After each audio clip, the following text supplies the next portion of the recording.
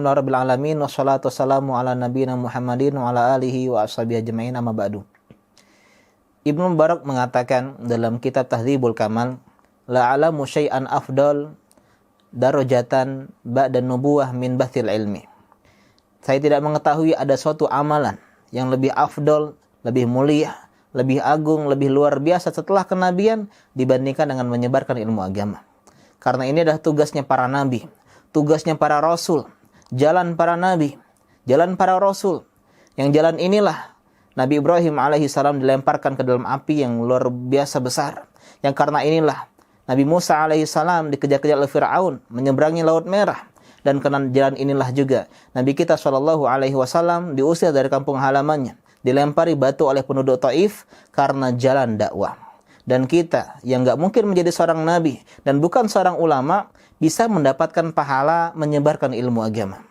Terutama di media seperti sekarang ini, di saat seperti ini, dengan cara membantu donasi pengembangan media dakwah, multimedia.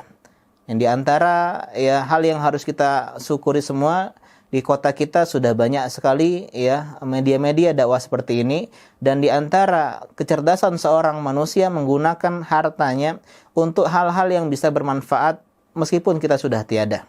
Kata Nabi SAW, "Idza matal insan inqata amaluhu illa min thalath."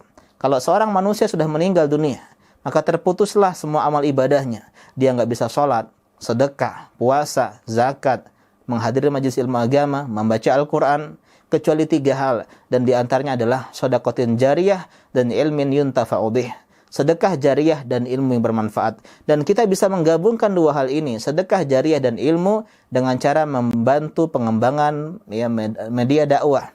Dan ini adalah sebuah kesempatan emas bagi teman-teman semua yang kami mengajak di sini. Fat Media sedang mengembangkan perangkat multimedia dakwah. Karena itulah kami mengajak teman-teman semua untuk membantu donasi dan juga menyebarkan info ini kepada teman-teman yang lain. Semoga dengan ini kita mendapatkan pahala jariyah. Bayangkan setiap detik dilihat video ini atau hasil karya dari video ini menjadi tabungan pahala untuk kita di akhirat nanti. Demikian yang bisa saya sampaikan. Assalamualaikum warahmatullahi wabarakatuh. Assalamualaikum warahmatullahi wabarakatuh. Alhamdulillahirabbil alamin wassalatu wassalamu ala nabiyina Muhammadin wa ala alihi wa ashabihi ajma'in amma ba'du. Ibnu Mubarak mengatakan dalam kitab Tahdzibul Kamal, la'alamu syai'an afdal darajatan ba'da nubuwah min bathil ilmi. Saya tidak mengetahui ada suatu amalan yang lebih afdal, lebih mulia, lebih agung, lebih luar biasa setelah kenabian dibandingkan dengan menyebarkan ilmu agama. Karena ini adalah tugasnya para nabi, tugasnya para rasul, jalan para nabi, jalan para rasul.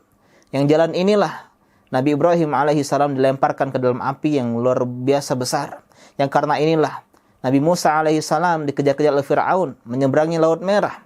Dan karena jalan inilah juga Nabi kita SAW diusir dari kampung halamannya, dilempari batu oleh penduduk Taif karena jalan dakwah. Dan kita yang gak mungkin menjadi seorang nabi dan bukan seorang ulama. Assalamualaikum warahmatullahi wabarakatuh. Alhamdulillahirabbil alamin wassalatu wassalamu ala nabiyina Muhammadin wa ala alihi wa ashabihi ajma'in wa man tabi'ahum bi ihsanin ila yaumid amma ba'du. Segala puji bagi Allah Subhanahu wa taala yang pada malam hari yang indah ini Allah Subhanahu wa taala masih memberikan kita nikmat untuk berjumpa kembali di majelis ilmu di salah satu taman di antara taman-taman surga Allah Subhanahu wa taala di dunia.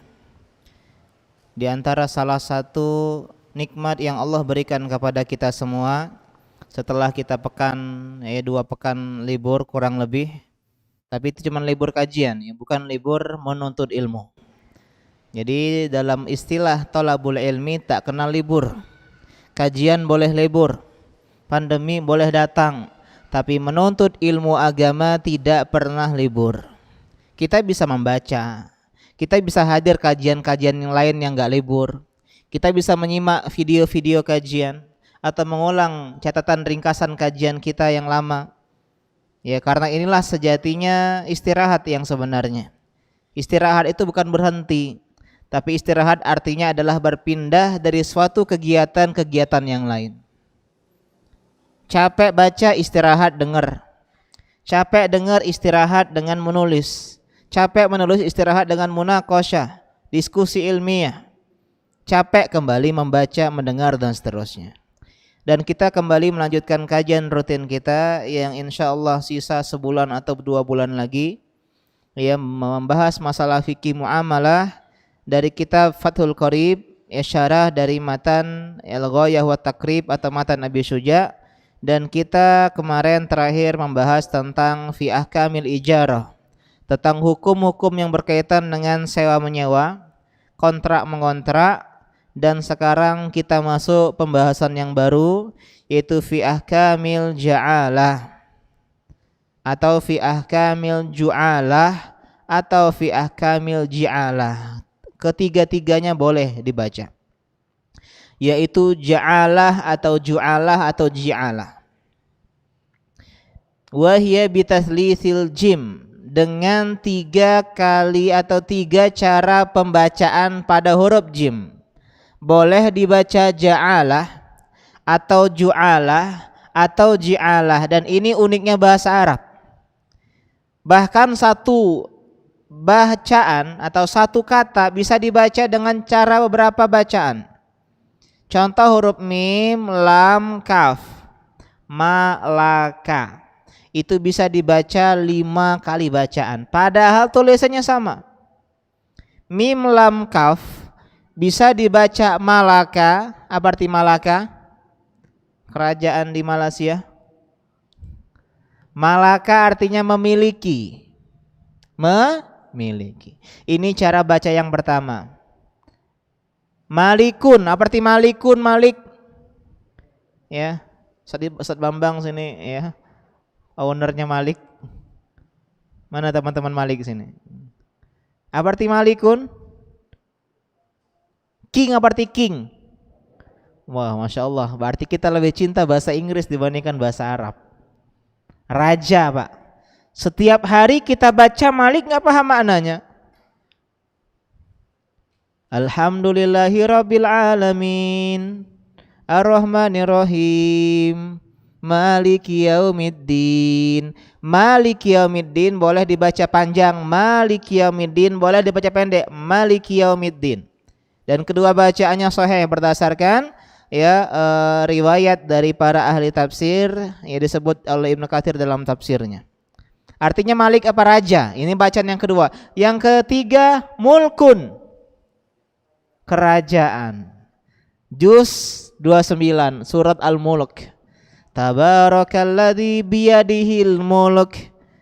Ya, tabarak Allah, maha berkah Allah Subhanahu wa taala, yang lebih tepat diartikan maha berkah bukan maha suci.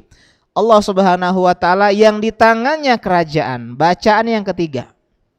Yang keempat malakun. Apa malak? Tak duit. Itu malak bahasa Palembang, ya. Malakun artinya mufrad dari malaikat.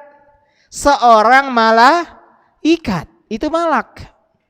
Jadi Malik, Malak, kemudian Muluk, semua bisa dibaca. Dan terakhir apa? Milkun, milk. Arti milk? Itu bahasa Inggris, ya. Milkun, susu.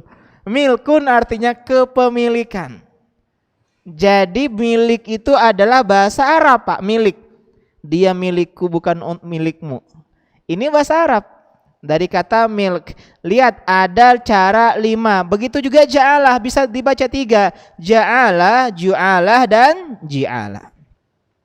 Apa itu ja'alah? Kita baca qala al-mu'allif rahimahullahu ta'ala. Faslun fi ahkamil ja'alah. Wa hiya bitaslitsil jim. Wa ma'naha lughatan ma yuj'alu li syakhsin ala syai'in yaf'aluh. Sesuatu yang diberikan kepada seseorang karena perbuatan yang dia kerjakan. Ini cara bahasa. Masya Allah, ya, santriwati ini rajin, ya, piket tangga misalnya, diberikan ada hadiah, ini namanya ja'alah. Masya Allah, ini santri setiap kajian fikih muamalah duduk di depan. Ya, sekarang nggak ada di depan nih, duduk di belakang. Ini kayak kajian Isra Mi'raj, ya. Nggak masalah, ya. Ja'alah artinya adalah sesuatu yang diberikan kepada seseorang karena perbuatan yang dia kerjakan. Ini karena santri ini sering duduk di depan setiap pengajian, maka dia diberikan hadiah buku. Ini namanya ja'alah secara bahasa. Secara bahasa. Adapun secara syariat, iltizamu mutlaqit tasarrufi iwadan ma'luman ala amalin muayyanin aw majhulin li muayyanin aw ghairihi. Secara syariat artinya adalah sebuah keharusan memberikan ganti, memberikan upah yang telah ditentukan untuk perbuatan tertentu. Siapa yang bisa mendatangkan motor saya yang hilang, gitulah. Kan upah. Saya berikan dia uang 1 juta. Atau majhulin, atau sesuatu yang tidak atau belum diketahui. Siapa yang mau bantu saya kasih 1 juta. Apa perbuatannya belum tahu, boleh. Au ghairihi, atau selainnya. Ini yang kita kenal dengan sayembara. Dan ini Pak tidak hanya berlaku di dalam masalah sayembara, tapi dalam jual beli. Contoh, saya jual mobil nggak laku-laku Pak, saya bikin sayembara. Siapa yang berhasil menjual mobil saya berikan 1/10 dari penjualan. Nah ini. Atau justru penjual yang butuh. Tadi pembeli yang butuh sekarang. Saya nyari motor yang bagus, ya layak pakai meskipun bekas, yang dia pembeliannya 2015 ke atas. Saya cari-cari enggak ketemu. Akhirnya saya bikin ja'alah. Siapa yang bisa menjual kepada saya atau mendatangkan penjual kepada saya motor dengan spesifikasi yang bla bla dan bla, saya berikan dia uang 2 juta. Ini namanya apa? Ja'alah atau ju'alah. Ya, dan berdasarkan banyak hadis atau ayat tentang masalah ja'alah, di antara dalil yang dijadikan oleh para ulama sebagai dasar landasan disyariatkannya ja'alah adalah kisah Nabi Yusuf alaihi salam yang pernah kita sebutkan sebelumnya, ketika mahkota atau ya barang berharga milik raja itu hilang. Ya, ada sedikit settingan. Kemudian kata Nabi Yusuf alaihi salam, ya, waliman ja'a bihi himlu ba'ir. Siapa yang bisa membawa mahkota raja, saya akan upah dengan hasil panen sebanyak muatan onta. Ini upah enggak? Sayembara. Mulailah dicari-cari, ternyata di dalam ya tasnya Bunyamin, saudaranya Yusuf alaihi salam. Atau di antara kisah yang masyhur tentang masalah sayembara atau upah yang kita kenal dengan ja'alah adalah kisah sebagian para sahabat. Hadis ini Bukhari ya dan selainnya. Sebagian sahabat safar, Pak. Dan dia singgah di sebuah kampung, di sebuah desa. Dan mereka minta untuk dijamu. Ini boleh hak seorang ya tamu dijamu selama 3 hari. Diberikan makan, diberikan minum, tapi ini penduduk desa menolak. Bahkan mereka mengusir para sahabat yang sedang singgah di desa tersebut. Tak lama kemudian kepala kampungnya, kepala desanya, dia disengat oleh hewan berbisa. Udah didatangkan tabib-tabib, obat-obat, tapi dia tak kunjung sembuh. Dan di antara orang ada yang bilang, coba kalian temui orang-orang yang hendak bertamu tadi. Jangan-jangan mereka punya sesuatu yang bisa menyembuhkan kepala desa kita. Didatangilah orang-orang tadi, para sahabat didatangi. Dia bilang, ini ya pemimpin kami sedang disengat. Tolong ada enggak yang bisa mengobati? Kemudian seorang sahabat menawarkan diri. Saya insya Allah bisa mengobatinya. ya dengan yang namanya ruqyah. Ruqyah. Di antara kita sebagian ada yang berlebih-lebihan soal ruqyah dan ada yang kontra ruqyah. Ada yang sedikit ruqyah. Anda jomblo, segera dikuryah. Anda miskin, segera ruqyah. Anda tidak kunjung punya anak, segera ruqyah. Jangan-jangan jinnya protes, kenapa aku terus yang disalahi? Tapi ada juga kelompok yang dia kontra, enggak ada ruqyah itu, bohong itu. Ini enggak boleh. Karena Al-Qur'an dan hadis menyebutkan ada ruqyah. Dan ruqyah itu artinya adalah jampi-jampi dengan bacaan Al-Qur'an. Pengobatan dengan bacaan Al-Quran, dan itu ada, dan ini sunnah yang sering ditinggalkan. Kalau sakit kita jarang baca Al-Quran untuk meniatkan sebagai ruqyah pengobatan. Kita lebih sering ke dokter, ke klinik, ke puskesmas, ke apotek. Ini ruqyah.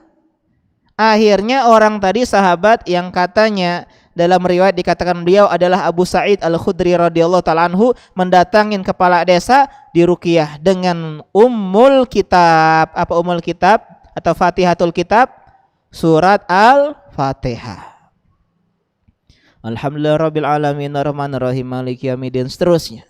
Dan atas izin Allah sembuhlah. Karena ruqyah Pak juga bisa digunakan untuk sengatan hewan berbisa seperti ular dan kalajengking. Selain gangguan jin dan semisalnya. Nah, sekarang kebanyakan menjadi sebuah tren, ya, seolah-olah yang ruqyah harus ustadz, harus orang tertentu. Padahal semua kita boleh meruqyah. Semua kita bisa meruqyah. Ustadz saya udah ruqyah tapi nggak mempan-mempan. Nah ini gara-gara TV itu, gara-gara tayangan TV. Ya, seolah-olah ruqyah langsung mempan, padahal dari 10 percobaan yang mempan hanya satu, yang ditayangkan yang 1, yang 9-nya enggak ditayangkan. Itu kan doa Pak, ruqyah itu sama aja kita berdoa, ya Allah sembuhkan. Kadang Allah langsung kabulkan, kadang tidak. Apa masih inilah Ustaz saya sudah bacain ruqyah.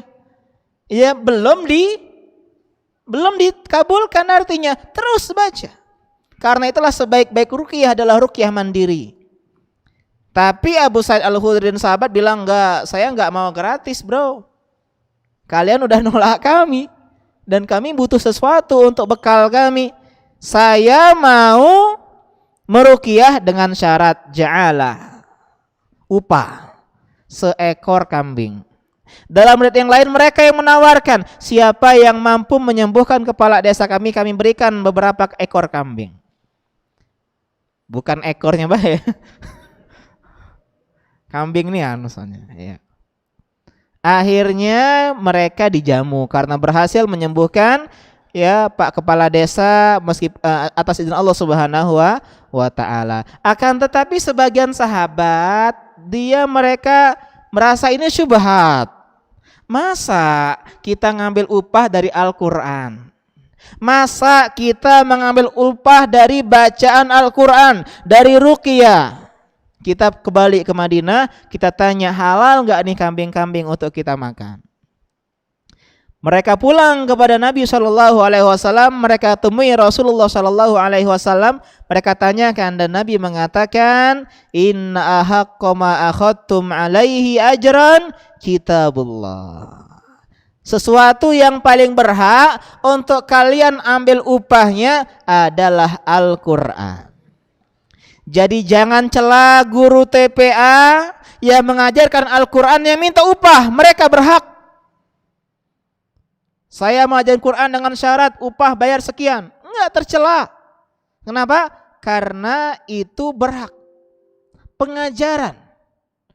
Meskipun idealnya dia enggak menetapkan dikasih fadhal. Cuman seandainya kalau dia menetapkan pun tidak masalah. Kenapa? Karena yang dia ajarkan adalah upah pembacaan Al-Quran atau penghafalan Al-Quran. Dan inilah yang dijadikan sebagai mas kawin oleh orang sahabat yang miskin, bukan setoran tapi pengajaran. Ini yang keliru, sebagian orang mas kawinnya cuma setoran. Ar-Rahman, Sadaqallahul Azim. Setoran Ar-Rahman, dia tidak bilang setoran surat Ar-Rahman. Setoran Ar-Rahman, selesai. Ini jangan dijadikan mas kawin, tapi boleh dijadikan syarat. Mas kawinnya seperangkat alat sholat, tapi syarat nanti ketika akad, tolong ya sebut ya bacain Ar-Rahman sebelum akad. Ijab kabul, boleh sah-sah saja, tapi bukan sebagai mas kawin. Artinya di sini Nabi membolehkan dia mengambil upah. Bahkan Nabi mengatakan sambil tertawa, jangan lupa ya hadiahnya kami dapat bagian gitu loh. Jadi Nabi juga bercanda, dan boleh Nabi ya menerima hadiah, yang enggak boleh Nabi menerima sedekah. Dan ada kisah yang luar biasa indah ya yang pernah saya temui tentang masalah sayembara. Dan kisah ini pernah saya ceritakan beberapa kali di kajian, ya mungkin di sini juga pernah ya. Enggak masalah, mungkin ada yang belum pernah dengar atau mungkin ada yang ingin mengulang untuk mendengarnya. Ya, tentang kisah kalung mutiara. Kalung mutiara. Al-Kisah di abad ke-6. Ada seorang pemuda bernama Muhammad bin Abdul Baqi Al-Bazzar rahimahullahu taala. Dan beliau sedang belajar di kota Makkah. Dan ketika itu beliau dalam keadaan miskin. Karena memang yang namanya santri dekat dengan kemiskinan. Man talabal hadis faqad fahuwa muflis. Siapa yang menuntut ilmu hadis, mempelajari ilmu agama, siap-siap bangkrut. Kenapa? Dia korbankan hartanya untuk beli buku, untuk pengajian, untuk beli bensin ke pengajian. Inilah penuntut ilmu sejati. Kalau kita beli buku jarang, beli kuota untuk streaming enggak pernah, kita masih belum thalibul ilmi, simpatisan kita ini masih. Sampai miskin, dia jatuh miskin. 3 hari enggak makan. Di dalam kelaparan yang amat sangat, dia mendapati sebuah kantong berkain sutra. Sedang tergeletak di jalanan, dia ambil, ketika dia buka, ternyata isinya seuntai kalung mutiara. Dan ini bukan kalung sembarang kalung. Dan dia ngelihat gak pernah ada barang seindah kalung mutiara yang dia lihat ketika itu. Yang ditaksir harganya 50.000 dinar. Kalau 50.000 dinar, 1 dinar 2 juta. Kalau zaman kita dulu, sekarang mungkin lebih, 4 juta. Anggap aja 2 juta, biar enak ngitungnya. 2 juta dikalikan 50.000 artinya 100.000 juta. Berapa itu? 100 miliar. Oh ya, aku miskin, boleh ngambil sikok sepentol? Nggak ya? Bukan bakso, sepentol. Tak lama kemudian dia gugup, nih punya siapa ini? Ada seorang kakek tua sedang membuat ja'alah sayembara. Siapa yang menemukan kantong berkain sutra, ya punya saya akan berikan uang 50 dinar. Dalam hadis yang lain 500 dinar. Dan itu setara kurang lebih 1 miliar. Jadi siapa yang dapetin ini saya kasih 1 M. Karena istrinya 100 M kan, nggak masalah. Oh dia langsung, jangan-jangan ini punya kakek tua tersebut. Ya balik haji itu kakek di Mekah. Dia datengin, ini bukan kayak apa isinya? Ditanya apa isinya, kayak kalung mutiara. Ya benar, kayak ini ada kalung mutiara. Masya Allah Pak, benar sekali ini punya saya. Terima kasih jazakallah khairan, ini upahmu. Enggak. Ini adalah barang yang hilang dan berhak kakek mendapatkannya. Kewajiban saya mengembalikannya kepada sang kakek. Masya Allah nak, kau baik sekali nak. Semoga Allah menjaga dirimu. Masya Allah. Selesai pertemuan. Apakah si Muhammad ibn Abdul Baqi masih lapar? Masih lapar karena ucapan terima kasih gak bikin kenyang. Dan doa pun tidak bikin kenyang. Tapi sesuatu yang indah terjadi di ujung kisah. Masih kelaparan nih Muhammad bin Abdul Baqi. Akhirnya dia mutusin untuk melanglang buana pergi dari Mekah mencari beberapa penghasilan. Mekah kan dekat sama Jeddah tuh. Jeddah nyebrang. Entah dia ke Habasyah atau ke Mesir atau semisalnya. Di atas kapal tiba-tiba datang ombak yang dahsyat dan menjadikan kapal yang dia naiki karam, tenggelam. Alhamdulillahnya Muhammad ibn Abdul Baqi, beliau berpegangan dengan puing reruntuhan kapal. Ya, bekas kapal ya tadi. Dan dia terombang-ambing beberapa hari sampai terdampar di sebuah pulau. Dan pulau ini alhamdulillahnya berpenghuni. Kalau ada berpenghuni, ceritanya selesai. Mati itulah ada. Ya, ceritanya alhamdulillah nih pulau berpenghuni. Dia udah beberapa hari nggak makan, dia kelaparan, dia dengan ya sisa-sisa tenaga. Setelah beberapa hari kelaparan, beberapa hari diombang-ambingkan ombak, dia datang ke masjid. Dia rindu dengan masjid. Dia pengen sholat. Sesampailah di masjid, dia membaca Al-Quran. Setelah sholat baca Al-Quran. Dan orang-orang pada keheranan, ini orang asing nggak familiar nih wajahnya. Ditanya, nak kamu dari mana? Saya dari negeri bla bla dan bla. Dan cerita, ya Allah kamu belum makan ya, disiapkan makanannya, dijamu. Alhamdulillah akhirnya bisa makan tuh Muhammad bin Abdul Baqi. Akhirnya ceritalah masyarakat, nak kami di sini imam kami beberapa hari yang lalu wafat. Dan kami dengar ya Ananda bisa baca Al-Quran. Ya, kalau boleh berkenan ya kami ingin Ananda jadi imam di kampung kami. Wah, bismillah. Ya bismillah, insya Allah siap Pak. Dalam riwayat yang lain dia ini cuma satu-satunya orang yang bisa baca Al-Quran. Laki-laki. Dan dia ngajarin Al-Quran, diberikan upah oleh penduduk desa. Sehingga hidupnya berkecukupan. Imam masjid mulai punya uang, ganteng, jomblo, apa yang terjadi? Kisah ini mengarah kemana? Pak, kalau ada uang kampung, Pak, ya jadi imam masjid, ganteng, punya uang, belum nikah, apa yang terjadi? Maka kita bapak-bapak akan menawarkan, nak nikah ada aja. Alhamdulillah di kampung ini ada kembang desa.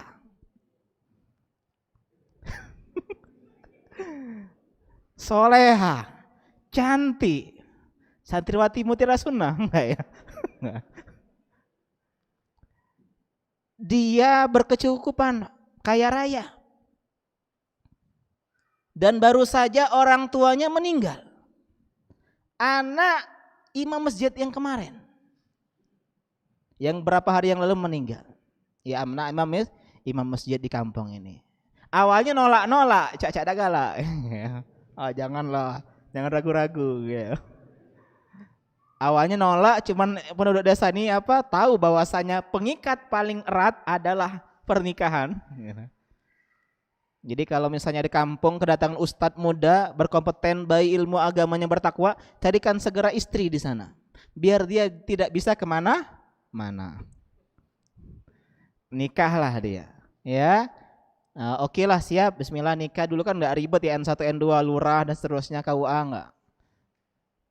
Dan laki-laki boleh tanpa wali orang tuh, walinya. Ketika sudah malam pertama masuk ke kamar, betapa terkejutnya dia ngelihat ada sebuah kalung mutiara yang melingkari leher sang wanita. Sampai terdiam 1000 bahasa, gak ngelihat lagi rupanya. Parasnya tidak peduli. No, kalung ini yang kujingok kemarin itu no. Dalam riwayat yang lain istrinya merajuk, kau dinyingok kalung aku baik. Maksudnya itu. Dia masuk ke dalam rumah, dia menangis, masyarakat marah. Besok paginya sholat subuh, nak sini kau, disidang dulu. Kau apa ke bini kau semalam? Ngapa dia nangis-nangis sama itu? Ya, keluar dari kamar. Akhirnya ceritalah Muhammad bin Abdul Baqi. Saya nggak ada niat ya Pak untuk mendiamkan dan mencueki istri saya. Hanya saja saya kagum dan terkejut dengan kalung mutiara yang dia pakai. Karena ceritalah dia, ketika saya masih di Mekah, saya menemukan bla bla dan bla, kemudian bertemu dengan seorang kakek tua bla bla bla bla, selesai berkisah, bertakbirlah seluruh penduduk desa. Allahu Akbar. Kakek itu yang kamu temui itu adalah ayahnya sang wanita. Imam masjid kampung ini baru berapa hari yang lalu dia wafat sepulang dari haji. Dan dia juga cerita yang sama nak sama kami. Dan dia berdoa, ya Allah tolong pertemukan kembali aku dengan sang pemuda yang saya temui di Mekah, agar saya bisa menikahkan dia dengan putri saya. Itulah akhir kisahnya. Punya 2 anak, meninggal istrinya, meninggal 2 anaknya, dan kalung mutiara tersebut menjadi miliknya. Jangan seuzon ya. Dibunuh ini istrinya dah ya. Ini bukan Indosiar ya. Suami apa suara hati istri bukan ya. Kejam-kejam semua suami di sana ya. Dan dia bilang sama muridnya, lihat ya perabotan perkakas yang ada di rumah ini yang mewah-mewah ini adalah sisa dari kalung mutiara yang pernah saya dapatkan. Dia cerita sama murid-muridnya kisah ini. Ya. Jadi tidak kimamalah kita ini ya. Fikih apa nih? Cerita. Ya, jadi intinya di sana disyariatkan yang namanya apa? Ju'alah atau ja'alah, sayembara. Dan itu tidak melanggar syariat sama sekali, tapi ada ketentuan-ketentuannya. Kita baca. Ya qala al-muallif rahimahullahu taala Abu Syuja ya dalam matan ya Ghayah wa Takrib, wal ja'alatu jaizah. Ja'alah atau sayembara ini diperbolehkan dan akadnya jaiz.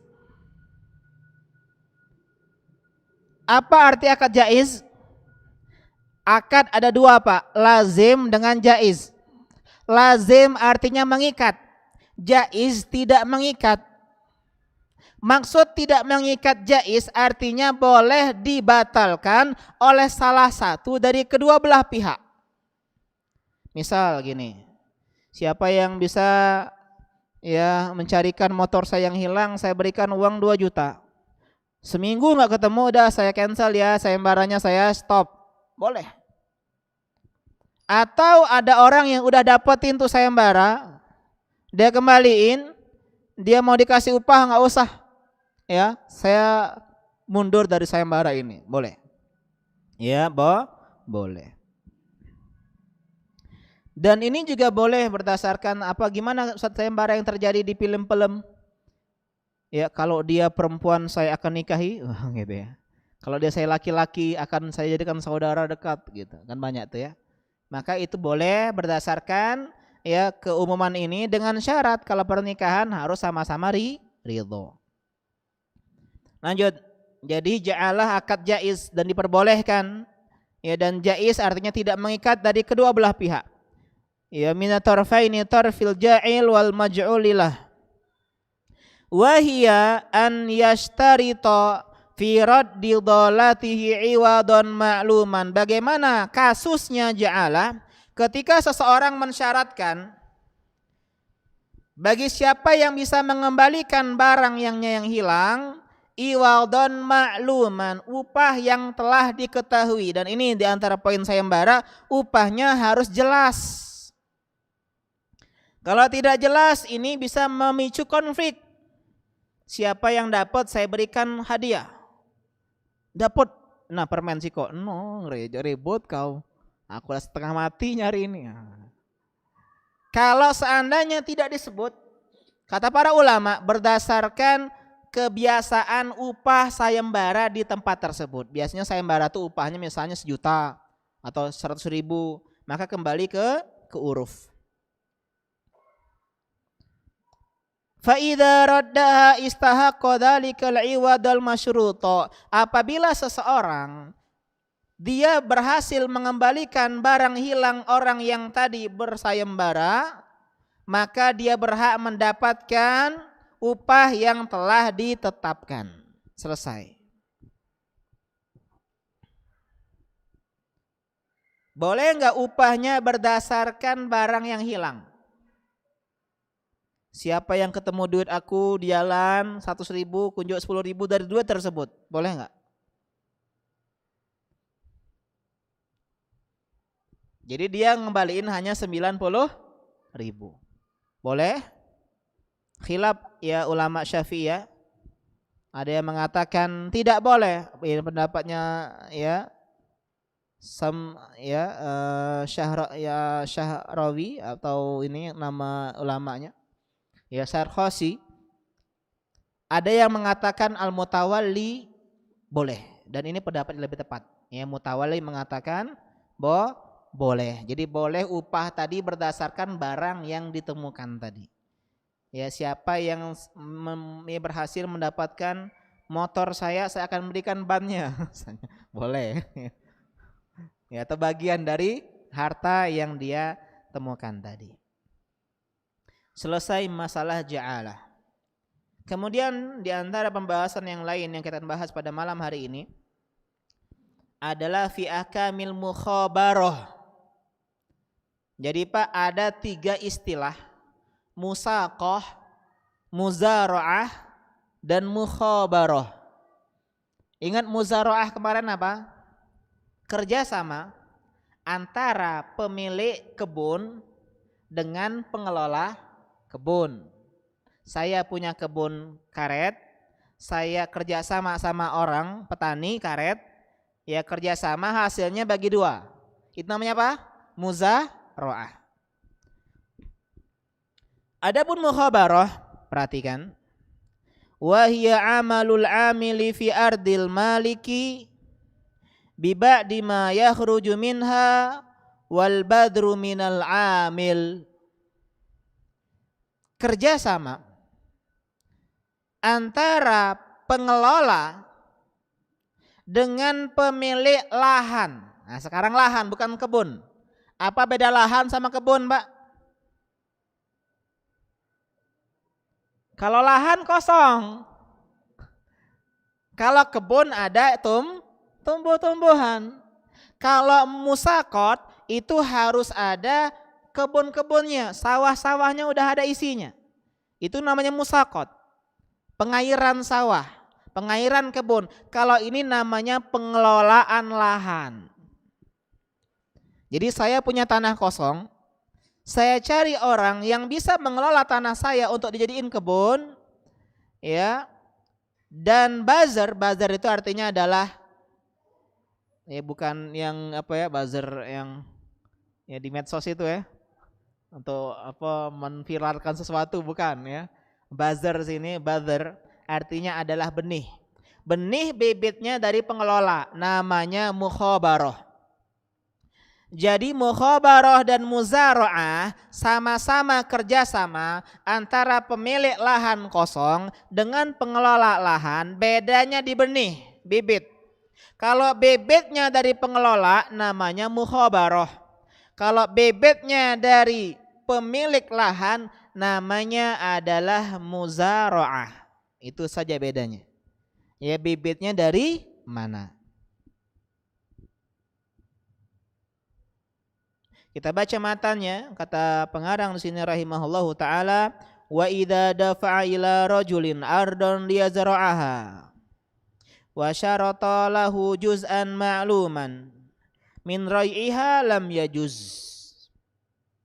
Kalau ada seseorang pemilik lahan punya tanah kosong, dia serahkan kepada seorang laki-laki agar dia bisa menanaminya, bisa mengelolanya menjadikan kebun ladang sawah, dan dia mensyaratkan bagian dari hasil kebun, bagian tanah dari hasil kebun.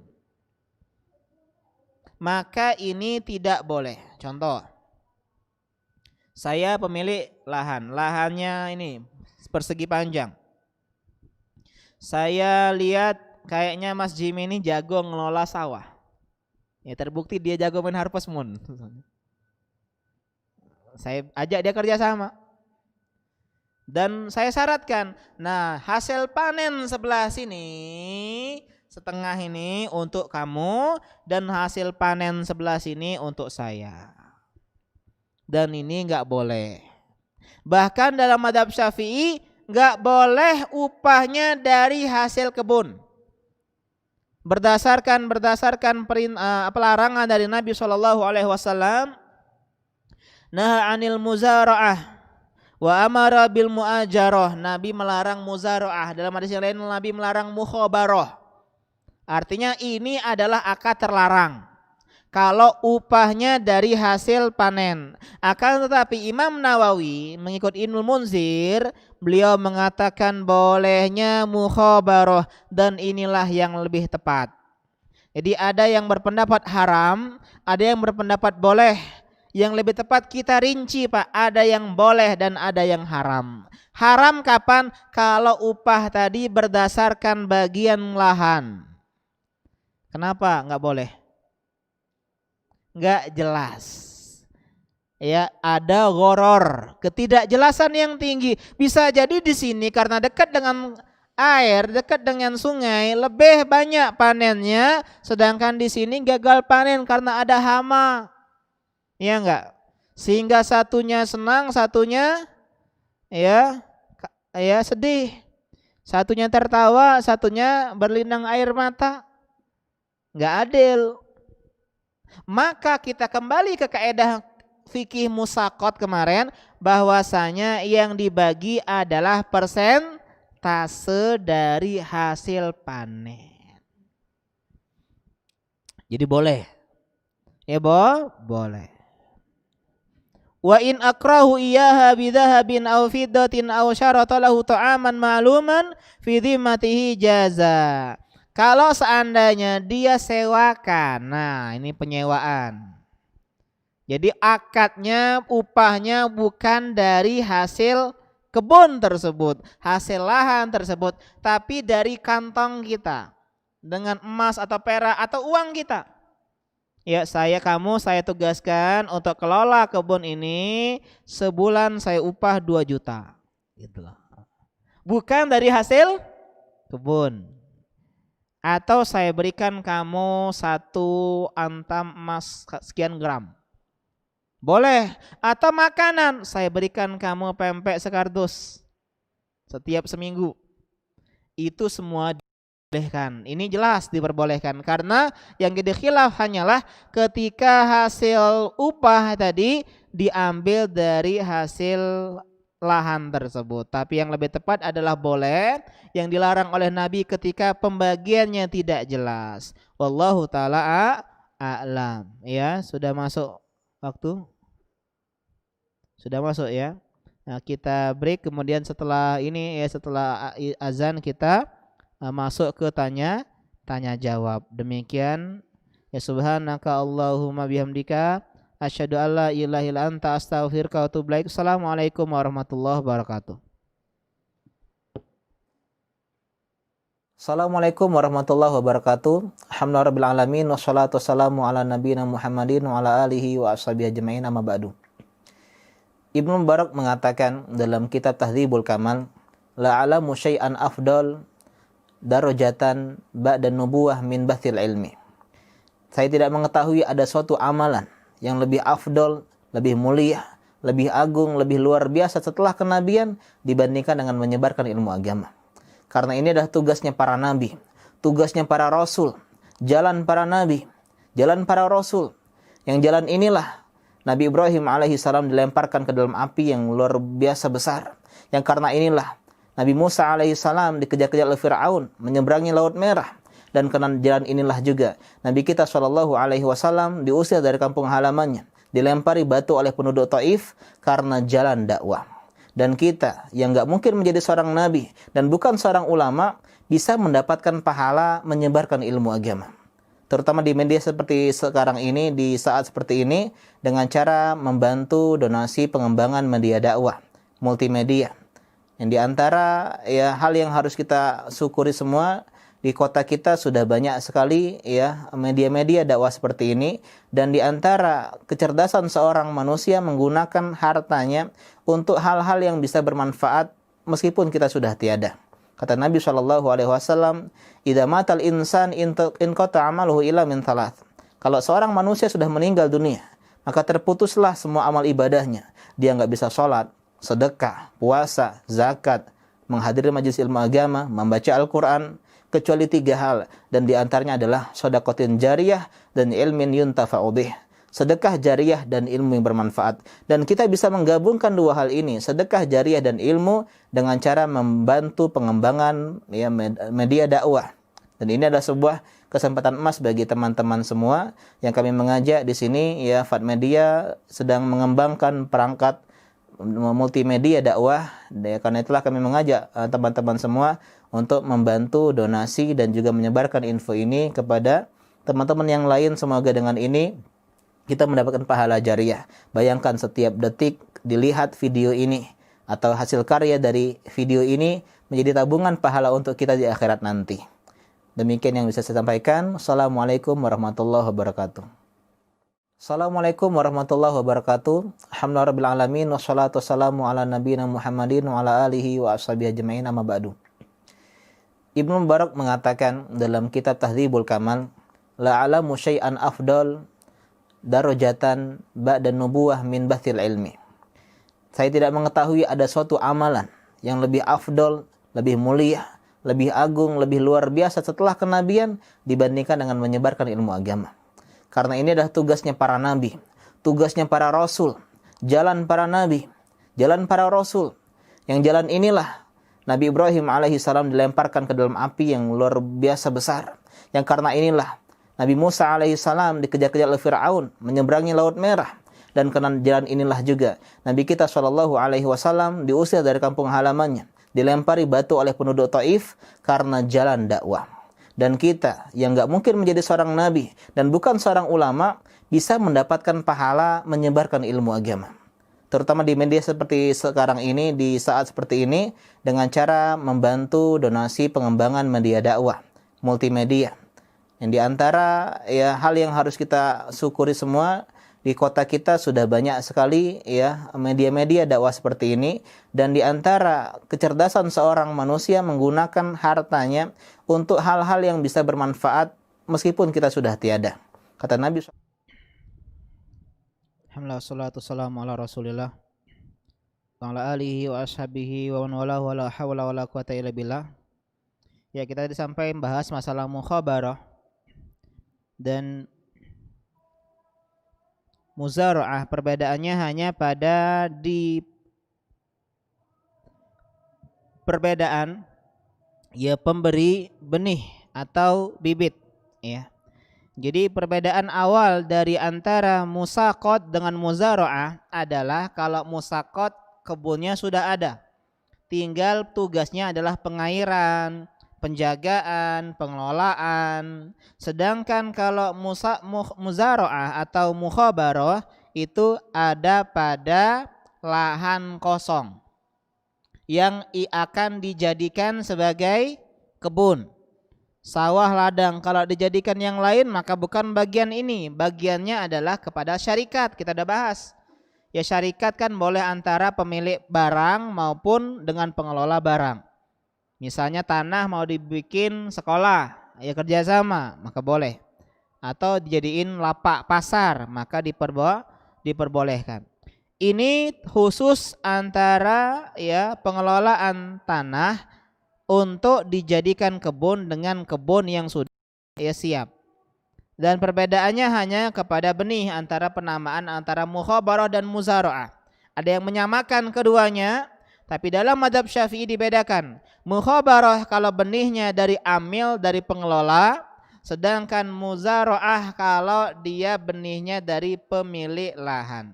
Ya, demikian mungkin yang bisa saya sampaikan. Ya, insyaallah pada pertemuan selanjutnya kita akan membahas tentang hukum ihya'ul mawat, menghidupkan lahan kosong. Kalau kita di desa punya lahan kosong yang tidak bertuan, yang tidak berpemilik, kita berhak untuk mengelolanya. Ya, ini diantara pembahasan yang berkaitan dengan lahan, meskipun memang sedikit sekali pengamalannya. Ya, karena zaman sekarang semua tanah sudah ada pemiliknya. Ya, dan mungkin kita kalau sampai mungkin kita bahas masalah fikih wakaf, fikih hibah, pemberian, ya boleh enggak mengambil kembali hadiah atau semisalnya. Kemudian fikih yang tidak kalah penting, menemukan barang temuan.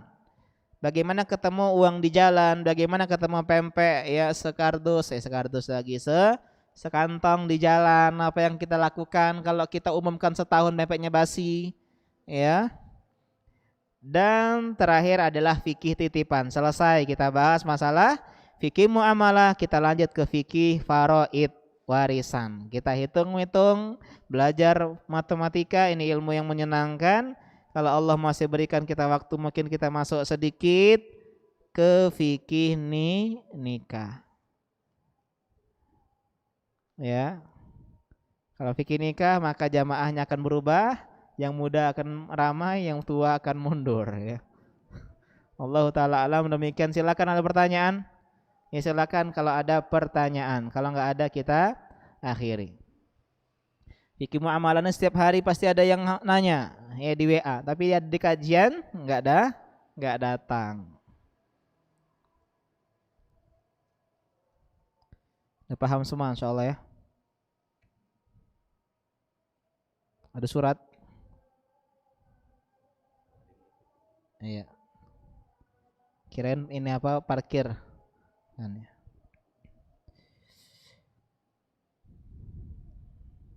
Insyaallah. Muslim Biker Indonesia. Ustadz, adakah posisi yang aman bekerja di keuangan pajak? Apakah solusi yang terbaiknya harus resign? Sedangkan dari pihak keluarga belum siap menerimanya karena masih awam? Mohon penjelasannya. Pihak keluarga ini siapanya? Suami, istri, anak, tetangga enggak ya? Tetangga keluarga. Atau orang tua? Ini ya Pak yang harus diperhatikan. Keluar dari pekerjaan yang haram tidak butuh restu dari orang tua. Karena itu caranya keluar dulu baru ngomong. Jangan abi, umi, adek atau kakak mau nggak lagi kerja di bank, boleh nggak? Jelas nggak boleh jawabannya. Kau nih gilo ya. Uang nak rebut-rebutan kau dia dicak kau lemak be berhenti. Mereka belum paham. Wah umi tapi abi umi tapi kata dalam kaidah dikatakan kullu ya, ada paham dia. Apa itu? Ya. Ustadz kau yang nyalah-nyalah keting haram-haram ke apa solusinya? Ate kan? Cak Ustadz dia harus memberikan solusi ya. Karena itulah di antara cara terbaik bismillah, memang inilah ujian. Ya adalah kita keluar dari pajak. Ya, pajak bea cukai sama, Pak. Dalam sebuah hadis, meskipun hadis ini dhaifkan oleh sebagian para ulama, la yadkhulul jannah sahibu maks. Jelas hadisnya. Tidak akan masuk surga penarik pajak. Tidak akan masuk surga penarik bea cukai. Intinya semua ya kita bicara menarik ya, bukan membayar. Hukumnya beda, Pak. Ya, menarik. Berarti yang bekerja di pajak juga termasuk larangan dan ancaman hadis ini. Tidak masuk surga artinya tidak masuk surga tanpa hisab, lama di neraka. Waliyazubillah. Ya, maka bismillah dan kita berdoa sama Allah Subhanahu wa taala dan kita sampaikan dengan lemah lembut dengan baik, dan kalau bisa kita cari pekerjaan langsung sesuai dengan kemampuan kita. Ya meskipun jangan sampai kita nganggur lama, langsung kerja meskipun kerjanya jasa atau mungkin kerjanya tidak sewah yang sebelumnya. Apalagi di pajak Masya Allah memang menggoda ya. Dan ingat bahwasanya harta haram itu bukan hanya soal fikih muamalah, tapi soal akhirat, surga dan neraka kita. Ya, surga dan neraka kita. Jadi ketika kita sampaikan baik-baik, cari momen yang tepat ya untuk resign, kemudian mereka enggak terima, itulah ujiannya. Dan berdoa sama Allah Subhanahu wa taala agar Allah ya memudahkan ya langkah sang penanya. Pertanyaan yang kedua, bagi para jamaah yang kadang membawa anak-anak ke majelis atau ke masjid tatkala anak itu bermain atau mengganggu para jamaah saat sedang bermajelis atau saat sholat, ketika ada jamaah yang merasa terganggu dan ia merasa dizolimi, maka apakah hal itu termasuk hal yang menjadikan orang tuanya muflis bangkrut pada hari kiamat? Mohon penjelasannya Ustadz. Barakallahu fikum. Jawabannya apa? Iya. Iya. Karena itulah kalau kita baca riwayat-riwayat dari sahabat Nabi SAW, mereka keras terhadap anak-anak yang ribut. Ingat, bukan yang salah itu bawa anak-anak, bagus bawa anak-anak ke masjid. Yang salah ketika anak-anak ribut dan didiamkan oleh orang tuanya. Sahabat Umar bin Khattab bahkan membawa cambuk untuk memukuli anak-anak yang ribut di masjid. Karena itulah orang tua bikin perjanjian, nak ikut abi kajian dengan syarat adik nggak boleh ribut, duduk di samping abi. Kalau ada ribut, ida ayah ajak lagi ke masjid. Ya, jadi diajarkan anak tentang masalah apa? Masalah adab terhadap masjid. Atau nanti ya mainnya habis kajian gitu. Atau mainnya nanti ya di rumah. Kalau dilarang main-main berat memang. Tapi kita tunda main-mainnya nanti di rumah. Nanti habis kajian. Ya. Dan sebagian ibu-ibu ini kadang katanya dibandingkan ribut di rumah lebih baik ribut di masjid. Ringan aku di rumah. Bibi bawa baby anak nih. Ringan ribut di masjid di rumah. Di masjid biar ributnya.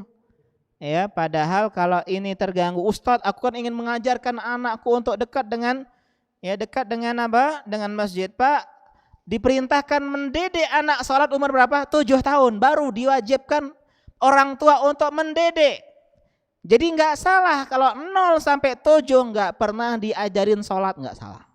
Enggak pernah dibawa ke masjid, tidak salah, tidak berdosa. Karena kita baru wajib, meskipun bukan berarti umur 7 tahun baru ngajar, tapi menunjukkan bahwasanya umur 7 tahun lah baru diperintahkan untuk sholat. Diajarin bagaimana dia sholat. Karena umur 2 tahun, 3 tahun, 4 tahun ribut kerjaannya. Ya. Ustaz Arifin Badri hafizahullah ta'ala, beliau jarang bawa anak ke masjid.